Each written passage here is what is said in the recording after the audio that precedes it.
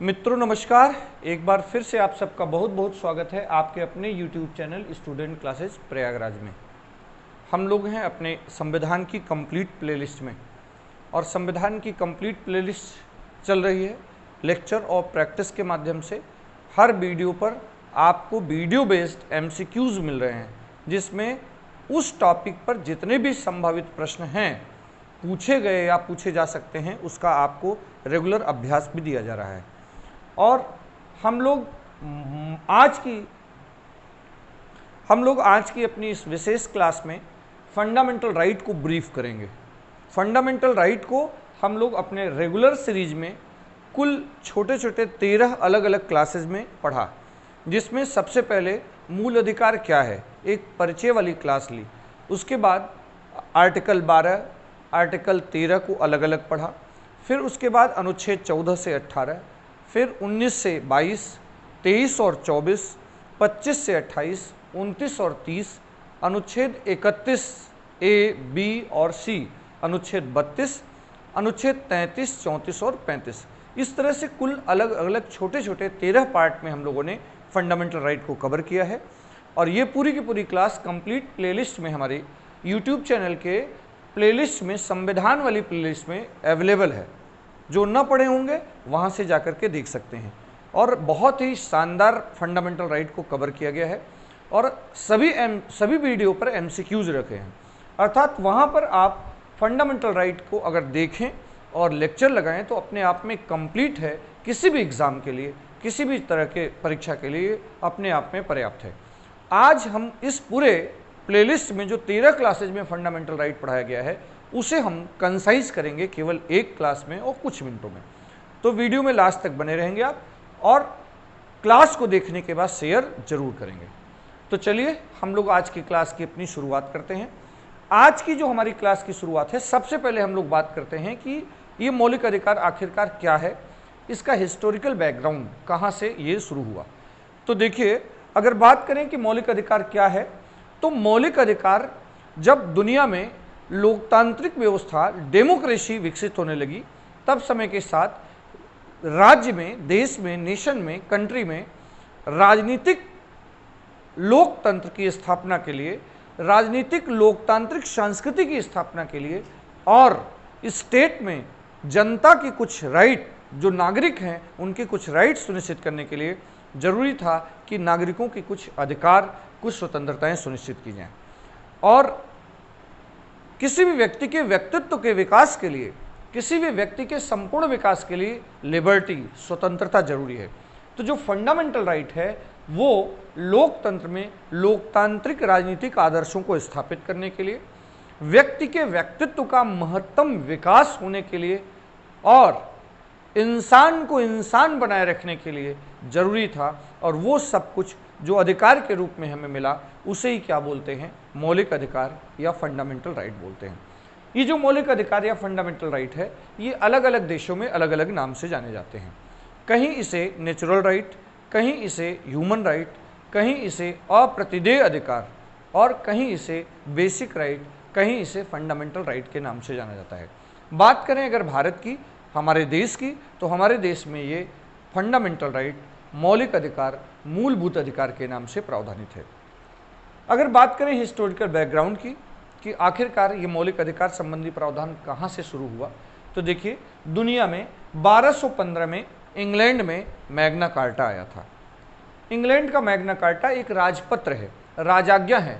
उस समय इंग्लैंड के सम्राट द्वारा अपने नागरिकों को कुछ अधिकार की गारंटी दी गई थी, अधिकार सुनिश्चित किए गए थे और गारंटी था इस पत्र में, इस राजाज्ञा में पहली बार गारंटी दी गई थी कि हम अपने सम्राट ने इसमें डिक्लेयर किया था कि अपने नागरिकों को हम कुछ अधिकार सुनिश्चित करते हैं और अगर आप नागरिकों को अधिकार दे रहे हैं तो अगेंस्ट स्टेट ही देंगे, तो राज्य के विरुद्ध।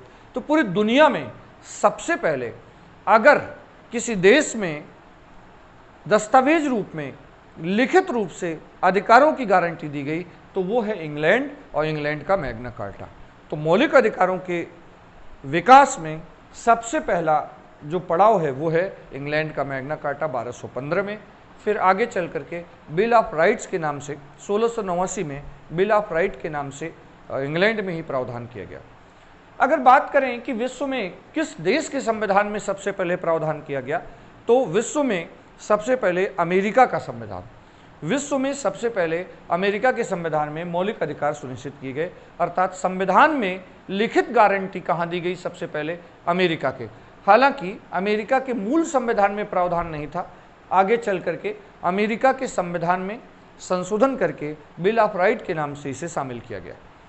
बात करें अगर भारत के संविधान की, आइए हम लोग बात करते हैं अपने भारत के संविधान की। बात करें अगर भारत के संविधान की, तो हमारे अपने संविधान के मूल संविधान में ही ये प्रावधान थे। सबसे खास बात तो ये है कि हमारे संविधान के मूल संविधान में ही प्रावधान थे। हमारे संविधान के भाग 3 अनुच्छेद 12 से 35 के बीच में, अनुच्छेद 12 से 35 के बीच में मौलिक अधिकार सुनिश्चित किए गए हैं। तो भारत के संविधान का भाग 3 सबसे महत्वपूर्ण हुआ, क्योंकि वही ऐसा पार्ट है जो नागरिकों के अधिकारों को सुनिश्चित करता है। और खास बात है कि भाग 3 का फंडामेंटल राइट एक गारंटीड राइट है, माने इसे कोई छीन नहीं सकता, इसको कोई नागरिक अपने से स्वतः त्याग नहीं सकता, इसे त्यागा नहीं जा सकता है और इसे छोड़ा नहीं जा सकता है, और इसे न्यून भी नहीं कर सकती है, सरकार भी इसे कम नहीं कर सकती है और छीन नहीं सकती है।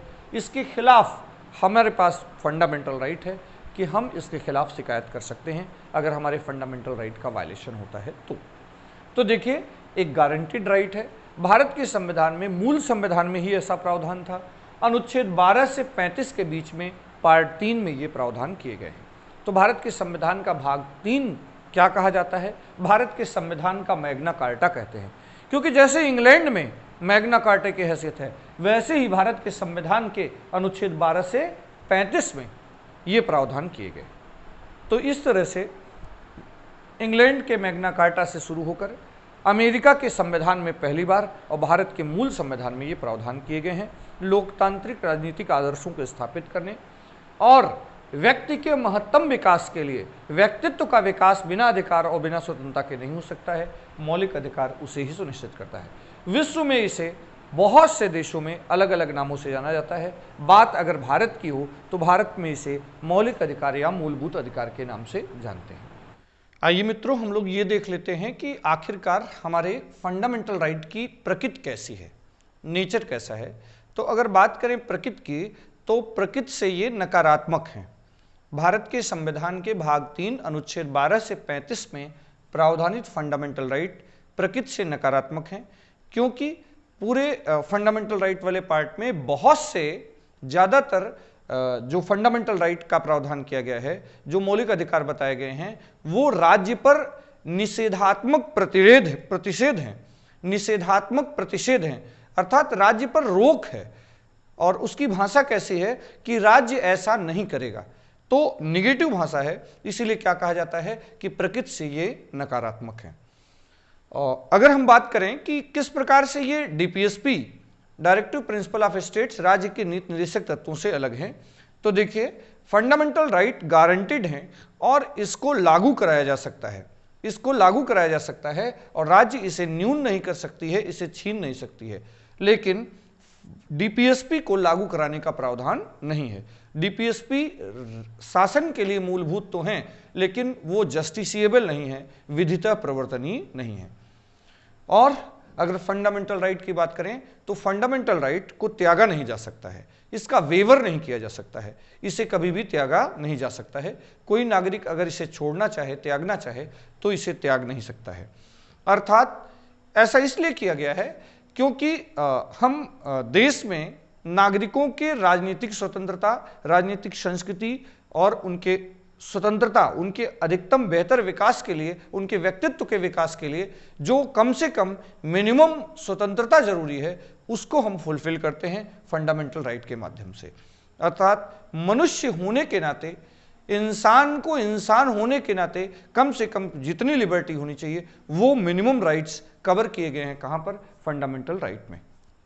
ये कुछ हद तक जो 1948 में 10 दिसंबर 1948 में UN declaration on human right, जो वैश्विक मानवाधिकार की घोषणा की गई है, जो संयुक्त राष्ट्र संघ द्वारा एक स्टैंडर्ड बनाया गया है और संयुक्त राष्ट्र संघ के जितने भी सदस्य राष्ट्र हैं उन पर जो एक दायित्व लगाया गया है कि पूरे दुनिया में कम से कम मानव को इतने ह्यूमन राइट मिलने चाहिए, मानव अधिकार मिलने चाहिए, वो सबको लगभग उन सबको शामिल किया गया है हमारे संविधान के भाग 3 अनुच्छेद 12 से 35 में। यही कारण है कि भारत के संविधान का मैग्ना कार्टा कहा जाता है।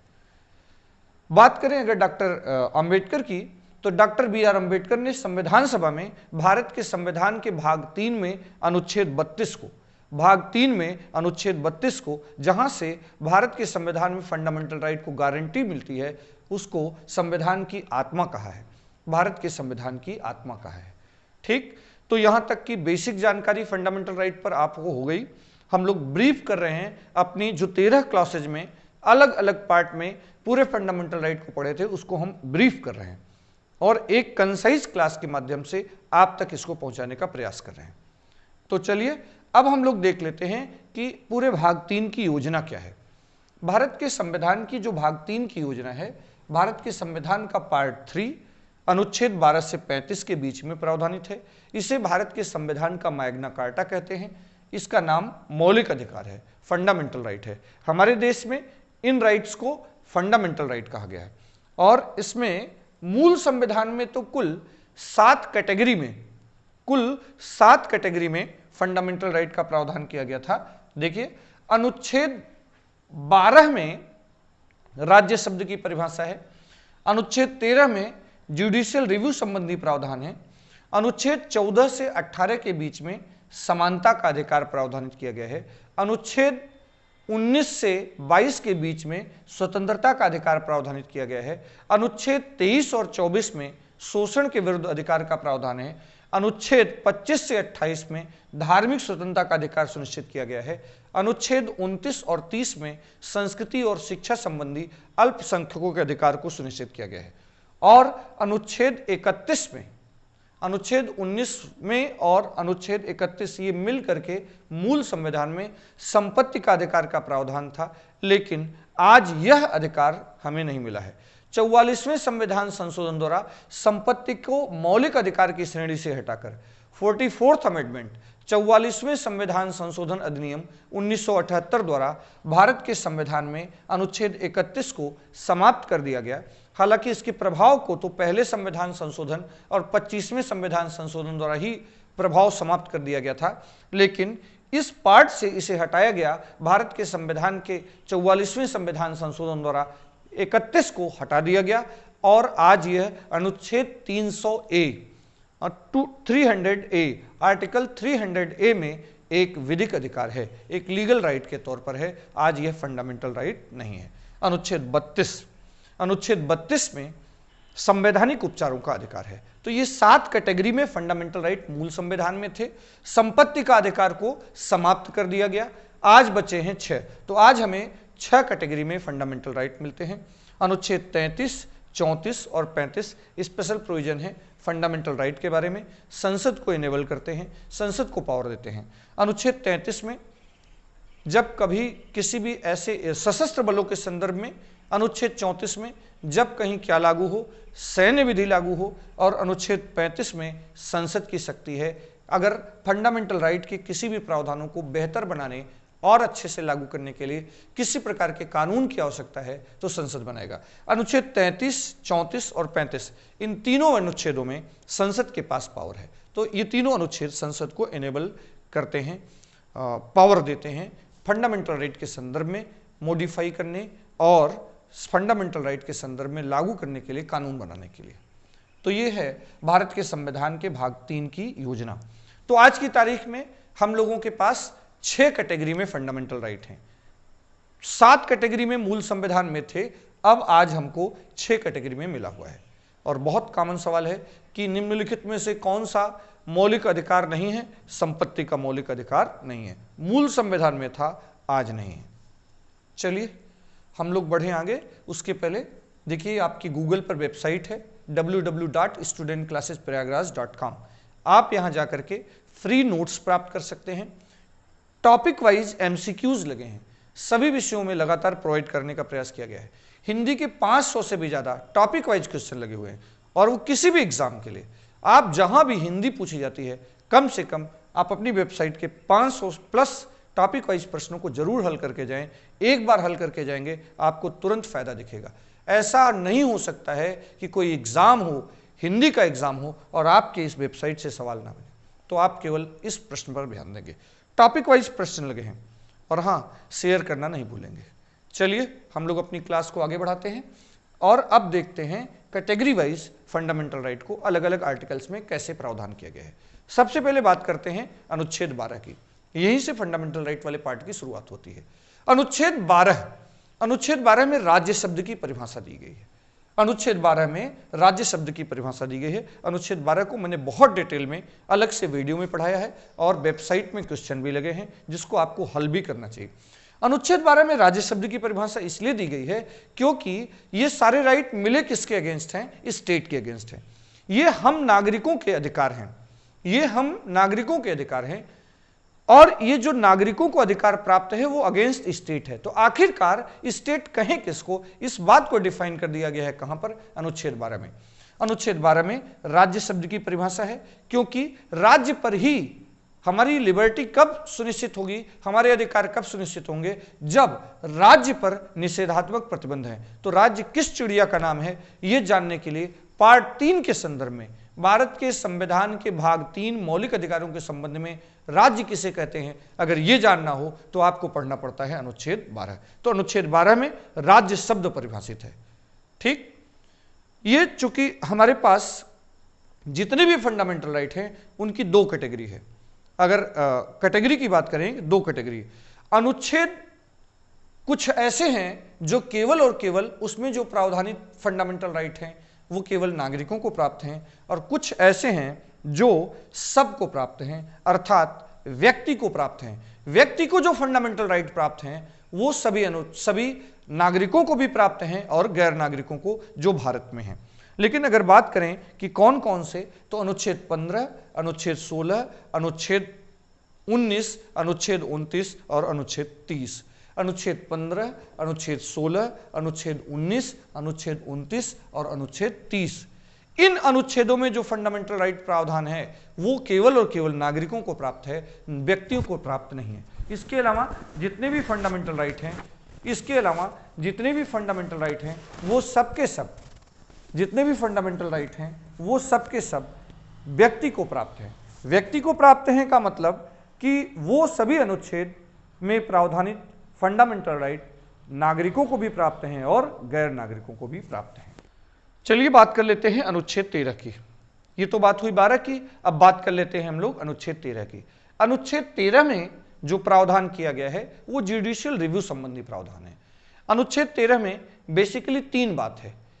एक तो ये बताया गया है कि भारत का संविधान लागू होने से पहले जितने भी कानून हैं वो कहां तक लागू होंगे, क्योंकि अब भारत का संविधान जब लागू हुआ उसके बाद फंडामेंटल राइट वाले पार्ट में साफ साफ कहा गया है ऐसी कोई विधि लागू नहीं हो सकती है, ऐसी कोई विधि संसद बना नहीं सकती है जो फंडामेंटल राइट के वायलेशन में हो। तो अनुच्छेद 13(1) में प्रावधान है संविधान के पहले की विधियों के बारे में।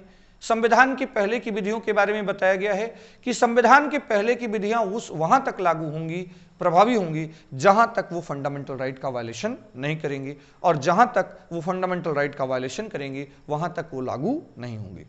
तो केवल अनुच्छेद 13(1) में 2 लाइनों में स्पष्ट कर दिया गया कि हमारे पुराने कानून संविधान लागू होने के बाद किस तरह से प्रभावी होंगे। अनुच्छेद 13(2) में एक डिक्लेरेशन किया गया है, एक घोषणा की गई है, साफ साफ कहा गया है कि भारत का संविधान लागू होने के बाद भारत में राज्य ऐसी कोई विधि नहीं बनाएगा, और राज्य की परिभाषा अनुच्छेद 12 में दी गई है। राज्य ऐसी कोई विधि नहीं बनाएगा, अर्थात अनुच्छेद 12 में जिन राज्य की बात की गई है, जिसे राज्य माना गया है, वो ऐसी कोई विधि नहीं बनाएगा जो फंडामेंटल राइट को कम करती है, न्यून करती है, छीनती है या वायड करती है, अर्थात शून्य करती है।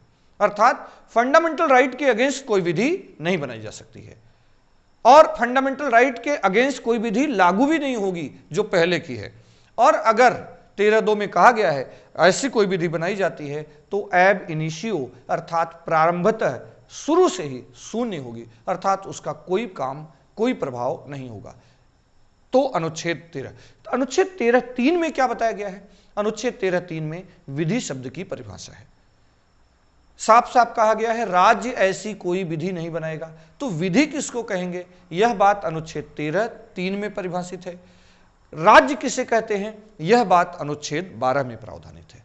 तो देखिए अनुच्छेद 12 और 13 ये बहुत ही महत्वपूर्ण, इसमें हमको कोई फंडामेंटल राइट तो नहीं मिलता है, लेकिन फंडामेंटल राइट की रीढ़ है, फंडामेंटल राइट को प्रोटेक्ट कर रहा है।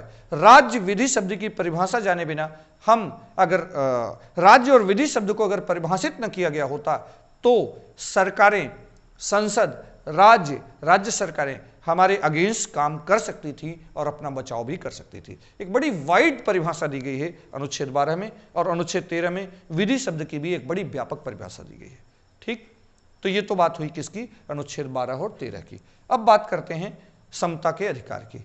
देखिए समानता का अधिकार अनुच्छेद 14 से 18 में प्रावधानित है। अनुच्छेद 14 से 18 में प्रावधानित है। अनुच्छेद 14 में मूल सिद्धांत है, समानता का मूल सिद्धांत है। इसके अलावा अनुच्छेद 15, अनुच्छेद 16, अनुच्छेद 17 और अनुच्छेद 18 में स्पेसिफिक इंस्टेंस हैं, कुछ विशिष्ट उदाहरण हैं, समानता के कुछ विशिष्ट उदाहरण दिए गए हैं। अनुच्छेद 14 में विधि के समक्ष समानता की बात की गई है। अनुच्छेद 14 में विधि के समक्ष समानता की बात की गई है। और अनुच्छेद 14 की बात करें तो उसमें 2 वाक्यांश आते हैं, विधि के समक्ष समानता और विधियों के समान संरक्षण। अनुच्छेद 14 में 2 शब्द आते हैं, 2 वाक्यांश आते हैं, विधि के समक्ष समता और विधियों के समान संरक्षण। तो देखिए विधि के समक्ष समता विधि के शासन की तरह है। विधि का शासन, रूल ऑफ लॉ, यह सिद्धांत दिया था इंग्लैंड के विधि शास्त्री एवी डायसी ने। तो प्रोफेसर डायसी के विधि के सिद्धांत के अनुरूप है। और भारत में यह प्रावधान विधि के समक्ष समता वाक्यांश इंग्लैंड के संविधान से प्रेरित है। और अगर विधियों के संरक्षण की बात करें तो यह अमेरिका के संविधान से प्रेरित है। देखिए विधि के समक्ष समता प्रोफेसर डायसी के विधि के समता के सिद्धांत, विधि के शासन के सिद्धांत के अनुरूप है। और इसका अर्थ है समान परिस्थिति वाले व्यक्तियों के साथ विधि द्वारा दिए गए विशेष अधिकार तथा कर्तव्यों के मामले में समान व्यवहार किया जाएगा और प्रत्येक व्यक्ति देश की साधारण विधि के अधीन समान होगा। ये विधि के समक्ष समानता है। और ये कुछ हद तक किसके अनुरूप है, प्रोफेसर डायसी के रूल ऑफ लॉ, विधि के शासन के सिद्धांतों के अनुरूप। एक सवाल बड़ा कॉमन पूछता है कि क्या भारत के संविधान में विधि का शासन समाहित है? तो बिल्कुल समाहित है। क्या भारत के संविधान में स्पष्टतया विधि का शासन लागू होता है? स्पष्टतया नहीं, लेकिन अनुच्छेद 14 में विधि के समक्ष समता शब्द में रूल ऑफ लॉ सिद्धांत अंतर्निहित है। अब बात करते हैं विधि के समक्ष समान संरक्षण। तो विधियों का समान संरक्षण अमेरिका के संविधान से प्रेरित है, ये वहां के संविधान से प्रेरित है और एक सकारात्मक अवधारणा है। विधि के समक्ष विधियों का समान संरक्षण एक सकारात्मक अवधारणा है जो बल देता है। क्या बल देता है कि इसका एक अर्थ है कि समान परिस्थिति वाले व्यक्तियों को समान विधियों के अधीन रखना और उसे समान रूप से लागू करना। अर्थात देश की जो कॉमन विधि है वो सबको समान दृष्टि से संरक्षण करेगी, अर्थात सामान्य विधि के अधीन सबका समान संरक्षण होगा। ठीक, तो ये तो कहानी है अनुच्छेद 14 की। और अनुच्छेद 14 समानता के सिद्धांत का सबसे महत्वपूर्ण अनुच्छेद है। अनुच्छेद 15 में धर्म, मूलवंश, जाति, लिंग और जन्मस्थान आदि के आधार पर सरकार द्वारा भेदभाव करने पर रोक है। तो देखिए क्या निर्देश है, स्पष्ट निर्देश है, धर्म, मूलवंश, जाति, लिंग, जन्म स्थान के आधार पर सरकार कोई भेदभाव नहीं करेगा। लेकिन यही परमिट भी करता है कि सामाजिक रूप से पिछड़े जो समाज का कमजोर वर्ग है, जैसे महिलाएं हैं, बच्चे हैं, उनके लिए कुछ विशेष प्रावधान करने से निवारित नहीं करेगी, अर्थात ये प्रावधान बाधा नहीं करेगा। तो देखिए एक प्रकार से रोक है कि ऐसा नहीं करेगा, तो निषेधात्मक प्रतिषेध है, रोक है। 16 में लोक नियोजन में अवसर की समानता की बात की गई है। अनुच्छेद 16 में भी साफ साफ कहा गया है कि लोक नियोजन में, पब्लिक एम्प्लॉयमेंट में सबको समान अवसर दिया जाएगा। सबको समान अवसर का अर्थ है कोई भेदभाव नहीं होगा। लेकिन यहां भी अनुच्छेद 16(3) में सरकार को परमिशन है, संसद राज्य को अनुभाग 3 में ही परमिट किया गया है, इनेबल किया गया है कि समाज के सामाजिक और शैक्षिक रूप से पिछड़े वर्गों के लिए विशेष प्रावधान कर सकता है। और इसी प्रावधान के अंतर्गत नौकरियों में आरक्षण के प्रावधान किए गए हैं। आरक्षण अनुच्छेद 16 में प्रावधानित किया गया है। अनुच्छेद 16 सरकारी नौकरियों में आरक्षण से संबंधित है। लोक नियोजन में सरकारी नौकरियों में सबके समान अवसर की बात करता है। बात करते हैं अनुच्छेद 17 की। अनुच्छेद 17 सामाजिक समानता पर बल देता है। अनुच्छेद 17 में अस्पृश्यता का अंत किया गया है। अनटचेबिलिटी, छुआछूत, भेदभाव, ये जो समाज में है उस पर भेदभाव पर रोक है। और प्रावधान किया गया है, डिक्लेयर किया गया है कि अस्पृश्यता को अपराध घोषित किया जाता है और इसको जो मानेगा उसके लिए दंड के प्रावधान, अपराध घोषित कर दिया गया तो उसके लिए दंड के भी प्रावधान किए गए हैं। अनुच्छेद 35 में सरकार को पावर है, संसद को, राज्य को पावर, संसद को पावर है, राज्य को नहीं, संसद को पावर है कि वो भारत के संविधान के भाग 3 में जो प्रदत्त फंडामेंटल राइट हैं उसको प्रभावी ढंग से लागू करने के लिए अगर किसी प्रकार के कानून की आवश्यकता है तो वो बना सकता है। तो इस प्रकार के कानून सरकार ने बनाए हैं। अनुच्छेद 17 को प्रभावी बनाने के लिए सरकार ने सिविल प्रोटेक्शन एक्ट बना रखा है, SC/ST अत्याचार निवारण अधिनियम बना रखा है। ये सारे कानून अनुच्छेद 17 को ही फुलफिल करते हैं। ठीक, अब बात करते हैं हम लोग अनुच्छेद 18 की। अनुच्छेद 18 भी सामाजिक समानता से ही संबंधित है। अनुच्छेद 18 में उपाधियों का अंत किया गया है। अनुच्छेद 18 में उपाधियों का अंत किया गया है। उपाधियों से भी समाज में भेदभाव की संभावना होती है, इसलिए इसका अंत किया गया है। लेकिन हाँ, सेना और विद्या संबंधी उपाधियां चलती रहेंगी। सेना और विद्या संबंधी उपाधियां चलती रहेंगी। इसी अनुच्छेद में साफ साफ कहा गया है सेना और विद्या संबंधी उपाधियां चलती रहेंगी। तो सेना और विद्या संबंधी उपाधियां जो है समाज में भेदभाव उत्पन्न नहीं करती हैं, बल्कि समाज के लिए प्रेरणा स्रोत होती हैं। लोग काफ़ी इसके प्रति योग्य होते हैं, इसके प्रति प्रेरित होते हैं और उस दिशा में और काम करते हैं। और इसी पार्ट में अनुच्छेद 18 में ही प्रावधान है कि यदि कोई व्यक्ति विदेश में उसे कोई उपाधि मिल रही है तो वो राष्ट्रपति के परमिशन से ले सकता है, अर्थात राष्ट्रपति का परमिशन इसके लिए आवश्यक होगा। तो ये तो कहानी थी अनुच्छेद 14 से 18, अनुच्छेद 14, 15, 16, 17 और 18 में। चलिए हम लोग बढ़ते हैं आगे। हम लोग देखते हैं स्वतंत्रता का अधिकार। भारत के संविधान के अनुच्छेद 19 से अनुच्छेद 22 के बीच में स्वतंत्रता का अधिकार प्रावधानित है। तो आइए बात करते हैं हम लोग अनुच्छेद 19 में। अनुच्छेद 19, इस पूरे ग्रुप में अनुच्छेद 19 सबसे महत्वपूर्ण है। अनुच्छेद 19(1) में कुल 7 प्रकार के फंडामेंटल राइट हमको मिले थे। अनुच्छेद 19(1) A, B, C, D, E, F, G, ये केवल अनुच्छेद 19(1) में। लेकिन 44वें संविधान संशोधन 1978 द्वारा G(19)(1) को डिलीट कर दिया गया।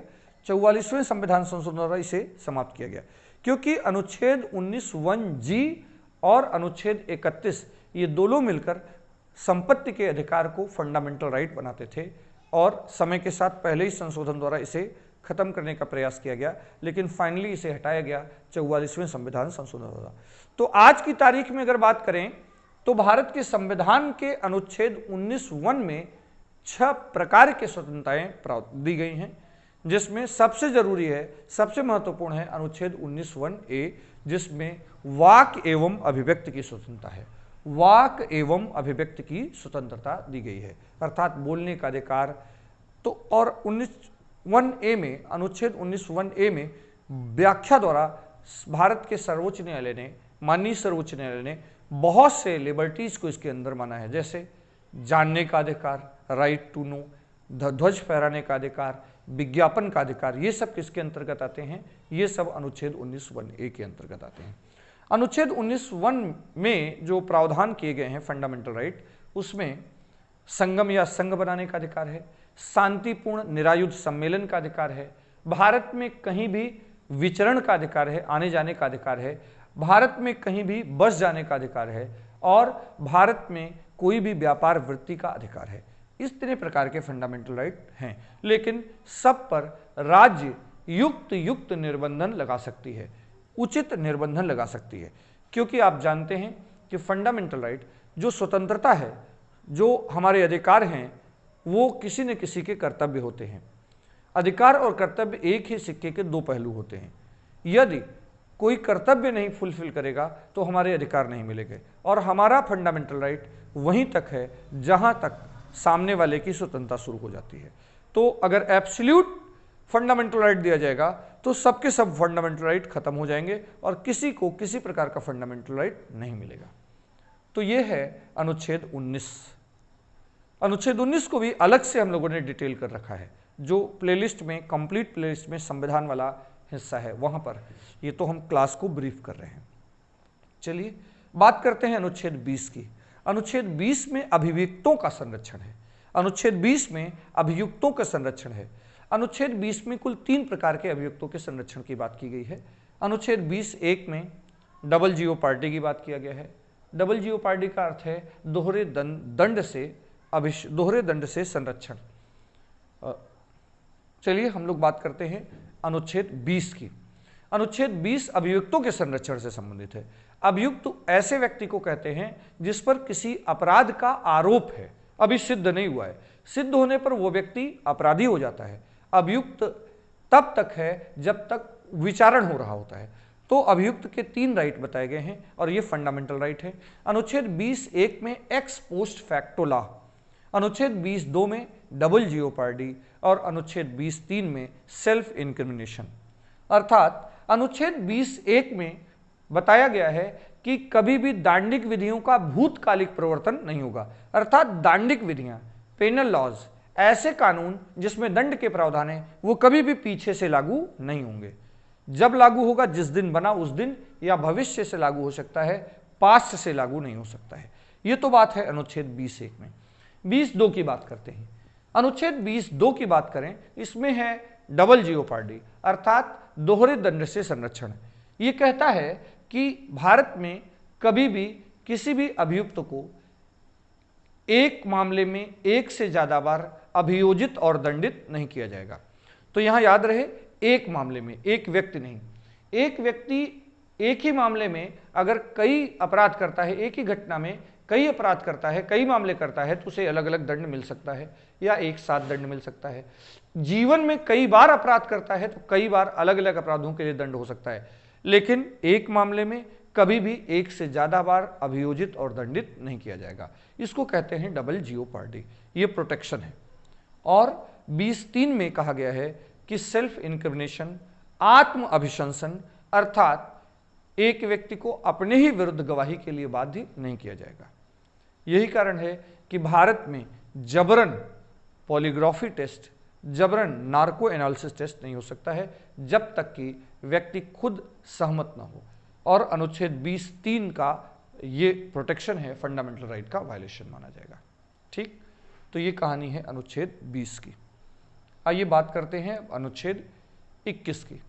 अनुच्छेद 21 अपने आप में सबसे बड़ा फंडामेंटल राइट है और है तो बहुत छोटा और निगेटिव प्रवृत्ति का है, लिखा निगेटिव भाषा में है, लेकिन ये अपने आप में बहुत ही गहरा, बहुत ही सारगर्भित अनुच्छेद है।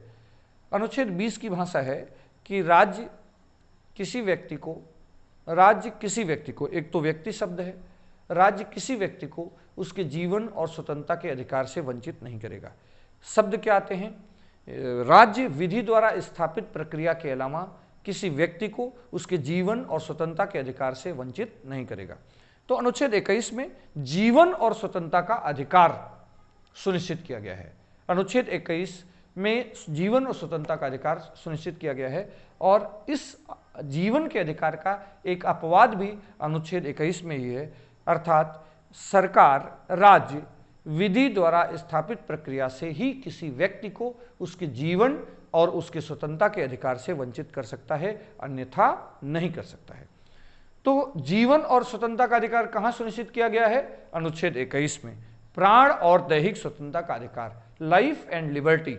लेकिन इसी अनुच्छेद में क्या बताया गया है कि राज्य किसी व्यक्ति को किस प्रकार से उसके जीवन और स्वतंत्रता के अधिकार से वंचित कर सकता है, और वो क्या है, विधि द्वारा स्थापित प्रक्रिया। यही कारण है कि हम कानून की प्रक्रिया में राज्य के अधीन गिरफ्तार किए जाते हैं, जेल भेजे जाते हैं, सजा काट सकते हैं, फांसी तक हो सकती है। ठीक, तो ये देखिए कानूनन प्रक्रिया द्वारा ये संभव है और कोई दूसरी प्रक्रिया नहीं। आज की तारीख में माननीय उच्च न्यायालय द्वारा भारत के संविधान के आर्टिकल 21 के जीवन शब्द की व्याख्या करके बहुत से फंडामेंटल राइट को इसमें अंतर्निहित माना है, और इसकी व्याख्या निरंतर चलती रहेगी। जीवन के मायने समय के साथ हमेशा बदलते रहते हैं, और जीवन का अर्थ हमेशा बदलता रहेगा, और ये अनुच्छेद बढ़ता ही रहेगा। जीवन में आज स्वच्छ वातावरण का अधिकार, सार्वजनिक स्थान पर धूम्रपान पर रोक, ये सब के सब कहाँ आ गए हैं?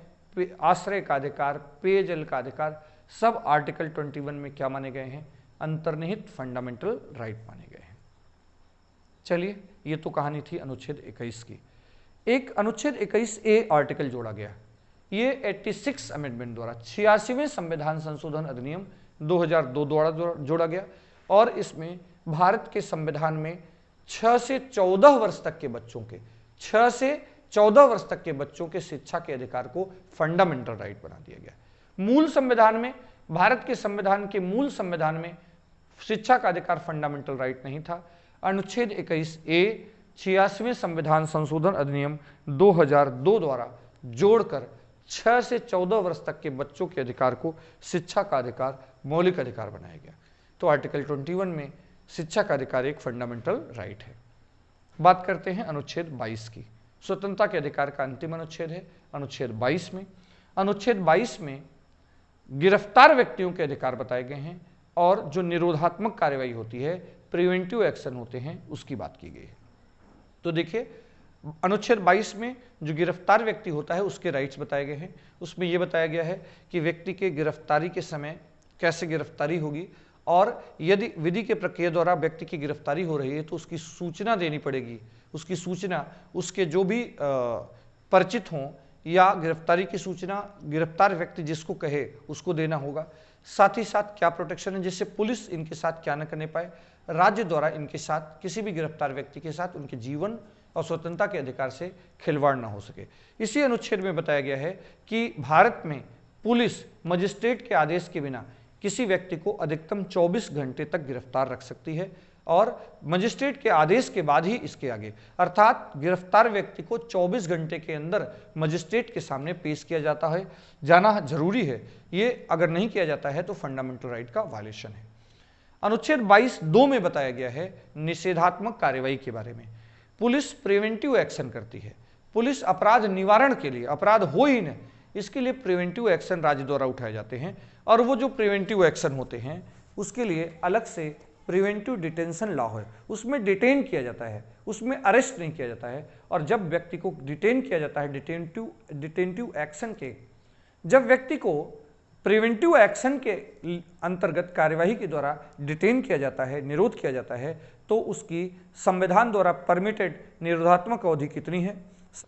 संविधान द्वारा परमिटेड निरोध की अवधि 3 माह है। 3 माह से आगे अगर निरोध करना है, डिटेन करना है, तो उसके लिए एक कमेटी बनानी चाहिए। संविधान के 22 में लिखा है एक कमेटी बनेगी। उस कमेटी की अध्यक्षता ऐसा व्यक्ति करेगा जो या तो हाईकोर्ट का जज है या रह चुका है, और वो कारण सहित लिखेगा कि 3 महीने से आगे डिटेन क्यों किया जा रहा है, तभी 3 माह से आगे डिटेन किया जा सकता है। अर्थात सामान्य अवस्था में किसी भी व्यक्ति को अनुच्छेद 22 के अंतर्गत डिटेन की अवधि 3 माह है, उससे आगे नहीं है। तो ये एक जानकारी है किसकी? अनुच्छेद 19 से 22 की, जिसमें स्वतंत्रता का अधिकार सुनिश्चित किया गया है। चलिए हम लोग बात करते हैं अगले फंडामेंटल राइट की। अगला फंडामेंटल राइट है अनुच्छेद 23 और 24। अनुच्छेद 23 और 24 में शोषण के विरुद्ध अधिकार का प्रावधान है, अर्थात समाज का कमजोर वर्ग, महिलाएं, बच्चे और अन्य दृष्टि से जो कमजोर हैं, उनका श्रमिक वर्ग है, उनका शोषण न हो, इसे सुनिश्चित किया गया है। अनुच्छेद 23 में बलात् श्रम और बेगार, ये भारत की सामाजिक समस्या रही है। भारत में आज़ादी के समय जो समाज था उसमें इस तरह की बहुत समस्या रही है, तो बलात् श्रम और बेगार पर रोक लगाया गया है। अर्थात श्रम का मूल्य दिए बिना श्रम नहीं कराया जा सकता है और किसी व्यक्ति से जबरन श्रम नहीं कराया जा सकता है। इसके अलावा अनुच्छेद 24 में प्रावधान किया गया है कि 14 वर्ष से कम आयु के बच्चों को 14 वर्ष से कम आयु के बच्चों को और महिलाओं को खतरनाक नियोजन में नहीं लगाया जाएगा। तो समाज का, भारत के संविधान में महिलाओं और बच्चों को समाज का कमजोर वर्ग माना गया है। साथ ही साथ समाज का कमजोर वर्ग माना गया है जो सामाजिक और शैक्षिक दृष्टि से पिछड़े हैं, ऐसे लोगों को प्रोटेक्ट करने का प्रावधान किया गया है।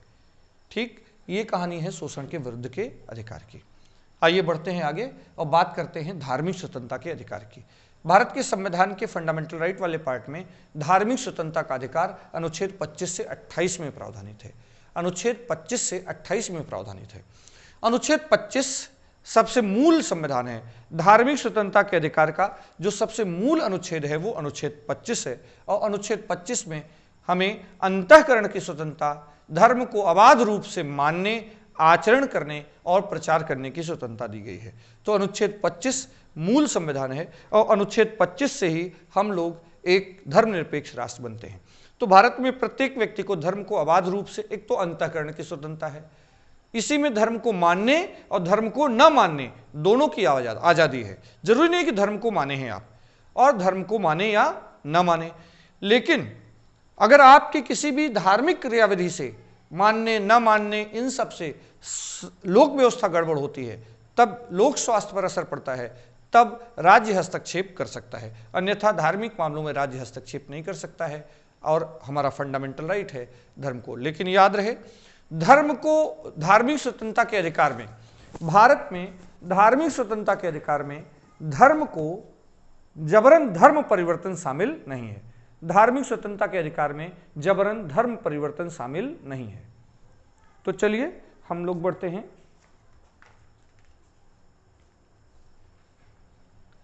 अनुच्छेद 26 में जो फंडामेंटल राइट है वो है धर्म को प्रबंध, धार्मिक कार्यों के प्रबंध की स्वतंत्रता।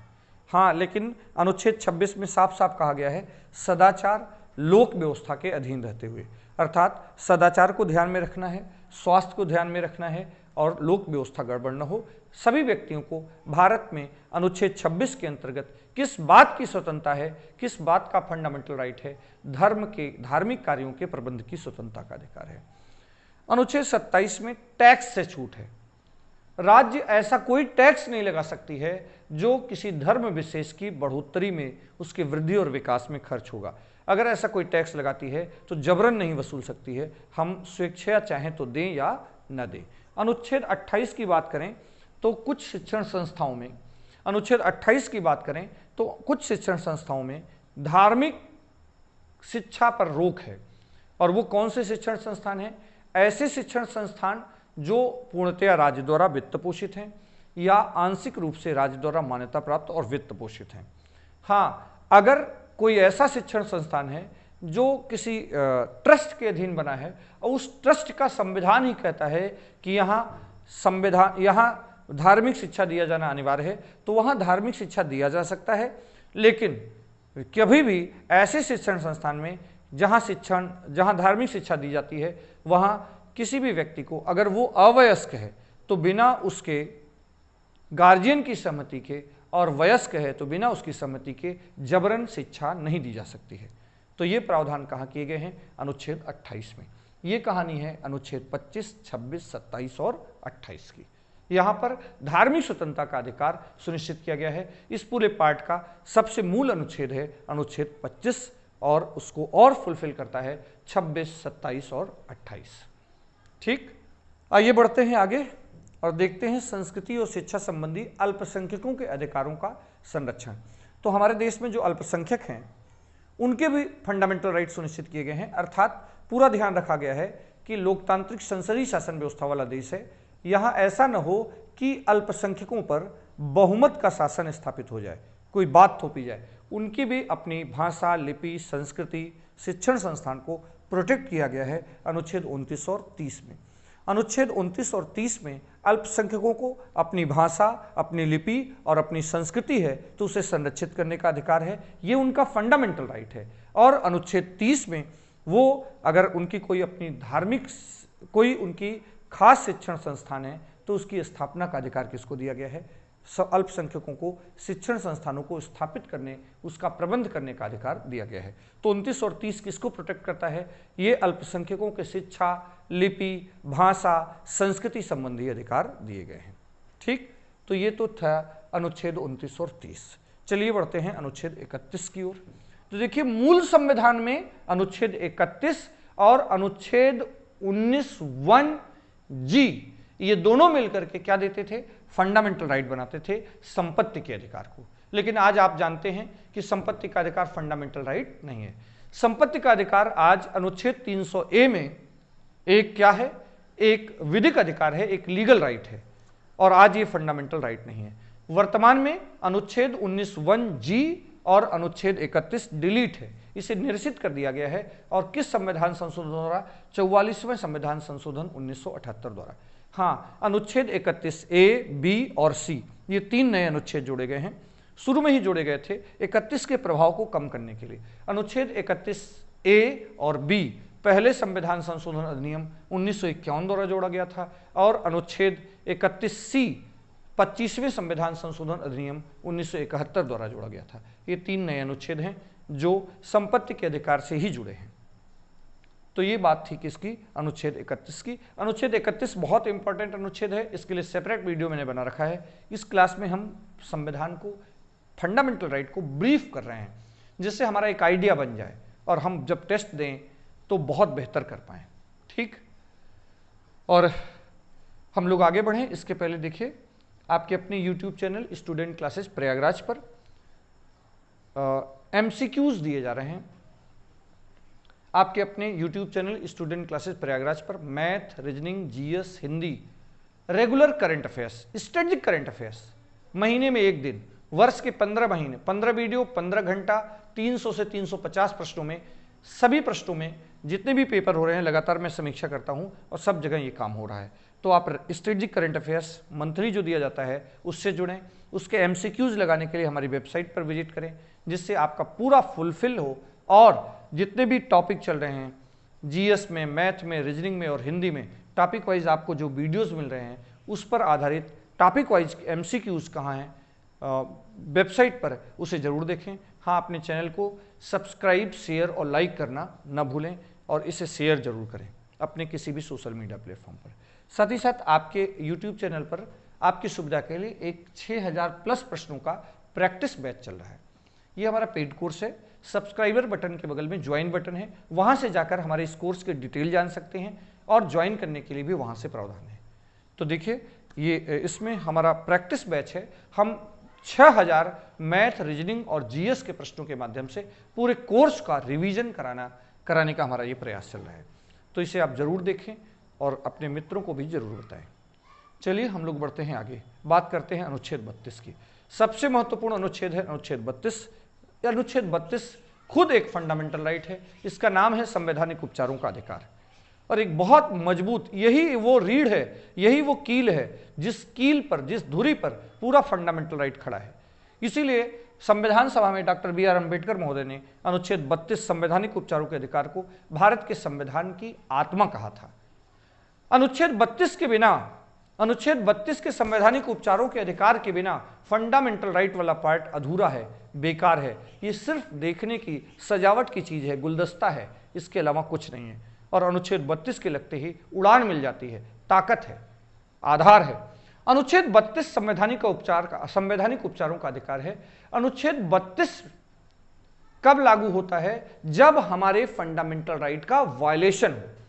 इसमें लिखा है कि यदि भारत के संविधान के किसी भी फंडामेंटल राइट का वायलेशन हो तो हम सीधे कहां जा सकते हैं इसकी शिकायत? हमें परमिशन है कि भारत के सबसे बड़ी अदालत सर्वोच्च न्यायालय में जा सकते हैं। जब हमारे कभी भी भाग 3 में प्रदत्त मौलिक अधिकारों का उल्लंघन हो तो अनुच्छेद 32 हमें इस बात का फंडामेंटल राइट देता है कि हम इसकी शिकायत कहां कर सकते हैं? इसकी शिकायत सुप्रीम कोर्ट में कर सकते हैं। आप जानते हैं भारत की सर्वोच्च अपीली अदालत सर्वोच्च न्यायालय है, और सर्वोच्च न्यायालय के पास इस अनुच्छेद 32 के अंतर्गत 5 प्रकार की खास रिट निकालने के अधिकार है। तो रिट अधिकारिता अनुच्छेद 32 में, और वो 5 खास रिट कौन है? परमादेश, बंदी प्रत्यक्षीकरण, अधिकार परीक्षा, प्रतिषेध और उत्प्रेषण। प्रतिषेध और उत्प्रेषण ये 2 न्यायिक रिट हैं और ऊपर की 3 सामान्य रिट हैं। जो बंदी प्रत्यक्षीकरण रिट याचिका है ये सामान्य व्यक्ति के खिलाफ भी, प्राइवेट व्यक्ति के खिलाफ भी निकाली जा सकती है। और जो मेन क्लास है उसमें पूरे के पूरे अनुच्छेद 32 को, सभी रिटों को अलग से सेपरेट पढ़ाया गया है और उस पर एमसीक्यूज भी लगे हैं। और एमसीक्यूज जिस टॉपिक को पकड़ा गया है इस तरह से बनाया गया है कि वो अपने आप में फुलफिल हो, फिर किसी भी किताब, किसी भी नोट्स की आपको आवश्यकता न पड़े। तो ये है संवैधानिक उपचारों का अधिकार, जिसमें 5 रिट।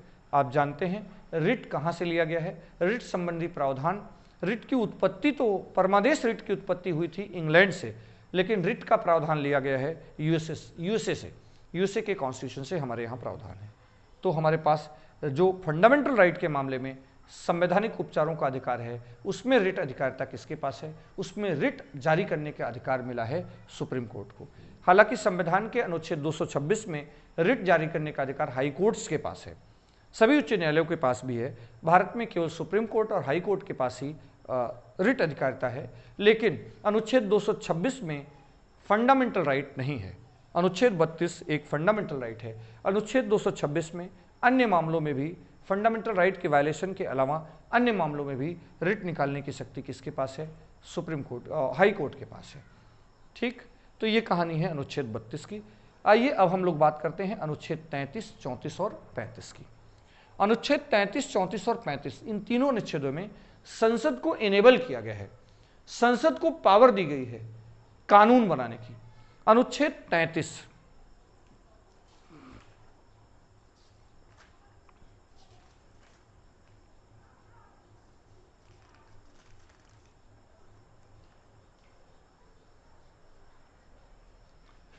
तो देखिए, अनुच्छेद 33 का संबंध सशस्त्र बलों से है।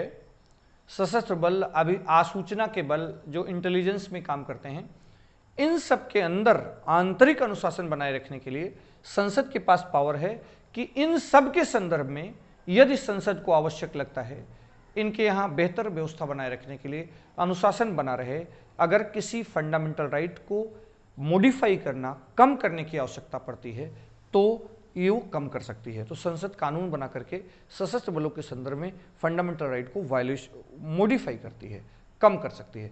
क्योंकि सशस्त्र बल जिम्मेदार होते हैं, इनके हाथों में हथियार होते हैं और वहाँ पर एक कड़े अनुशासन, उच्च अनुशासन की आवश्यकता होती है। और वह उच्च अनुशासन अगर पूरी तरह से फंडामेंटल राइट रहे तो नहीं मिल सकता है। तो जब सामान्य व्यक्ति सशस्त्र बलों का मेंबर होता है तो अपनी उस सेवा के दौरान अनुच्छेद 33 में बनाई गई विधियों के अधीन होता है, अर्थात उसे संसद फंडामेंटल राइट के, उनके फंडामेंटल राइट को मॉडिफाई करती है और पूरी तरह से उन्हें सभी फंडामेंटल राइट नहीं मिलते हैं। तो ये तो बात है किसमें? अनुच्छेद 33 में। सशस्त्र बलों के संदर्भ में संसद की फंडामेंटल राइट को मॉडिफाई करने की शक्ति दी गई है। बात करते हैं अनुच्छेद 34 की। बात करते हैं अनुच्छेद 34 की। तो देखिए, अनुच्छेद 34 भारत में ऐसे क्षेत्र पर प्रभावी होता है, इसमें भी संसद को पावर है कि संसद जब कभी भारत में किसी भी क्षेत्र में सैन्य ला लागू हो, मार्शल ला लागू हो, सैन्य विधि लागू हो, और ये कहाँ लागू होती है? जहाँ डिस्टर्बेंस होता है, पब्लिक ट्रैंक्विलिटी, जो लोक शांति है वो भंग होती है और बेकाबू होती है, तभी अंत में सेना आती है। जब पुलिस फेल, पैरामिलिट्रीज फेल, तब आती है सेना। ऐसे बुरे हालात में अब फंडामेंटल राइट की बात ना करो, अगर सेना ने कुछ ऐसे कदम उठाए हैं जो जरूरी कदम, उनको विशेष स्पेशल राइट्स दिए जाते हैं इन सब जगहों पर शांति स्थापना के लिए, उससे फंडामेंटल राइट का वायलेशन भी हो सकता है। उस स्थान पर संसद कानून बनाकर मौलिक अधिकारों का निर्बंधन कर सकती है। तो मार्शल लॉ के संदर्भ में अनुच्छेद 34 में, सशस्त्र बलों के संदर्भ में अनुच्छेद 33 में। बात करते हैं अनुच्छेद 35 की। अनुच्छेद 35 में भी संसद को शक्ति है, इनेबल करता है अनुच्छेद 35 भी संसद को कानून बनाने के लिए। राज्य विधानसभा के पास ऐसा कोई कानून बनाने की शक्ति नहीं है फंडामेंटल राइट के संदर्भ में। अनुच्छेद 35 कहता है कि भाग 3 में प्रदत्त मौलिक अधिकारों को लागू करने के लिए और अच्छे ढंग से प्रभावी बनाने के लिए अगर किसी भी तरह के कानून की आवश्यकता होगी तो संसद के पास पावर है। तो फंडामेंटल राइट के संदर्भ में कानून बनाने की शक्ति किसके पास है? कानून बनाने की शक्ति संसद के पास है। यह है अनुच्छेद 35 और भाग 3 का यह अंतिम अनुच्छेद है। तो मित्रों, आज की क्लास में बस इतना ही। फिर मिलेंगे नई क्लास में किसी नए टॉपिक पर। और हाँ, आप अपने वैल्यूएबल कमेंट देना न भूलिएगा और क्लास को शेयर करना न भूलिएगा। दीजिए इजाज़त। धन्यवाद।